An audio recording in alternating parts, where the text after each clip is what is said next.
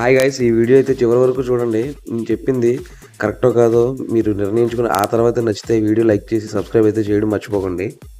అల్లు అర్జున్ గారు ఒకరోజు రాత్రి జైల్లో ఉండి వస్తే ఆ రోజు ఉదయాన్నే ఆయన ఇంటికి అయితే సెలబ్రిటీలు అందరూ పెద్ద ఎత్తున వెలువలు అయితే ఆయన పరామర్శించడానికి వెళ్ళడం జరిగింది.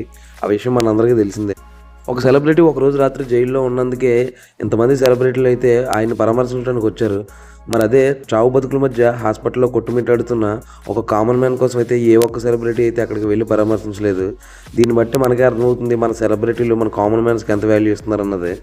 ఒక అల్లు అర్జున్ గారనే కాదు, అది పవన్ కళ్యాణ్ గారు కానీ, రామ్ చరణ్ గారు కానీ, ఎన్టీఆర్ గారు కానీ, ప్రభాస్ గారు కానీ, ఏ హీరో అభిమానులు అయినా సరే మనం ఎంతవరకు ఉండాలో అంతవరకు ఉంటేనే మంచిదని నాకైతే అనిపిస్తుంది.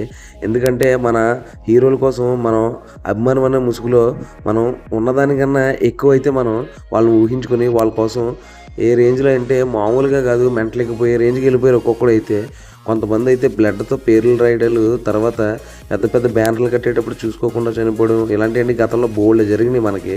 కానీ ఏ ఒక్కరు అయితే వాళ్ళ జీవితంలో జరిగిన లోటునైతే ఎవరూ పోడ్చలేరు.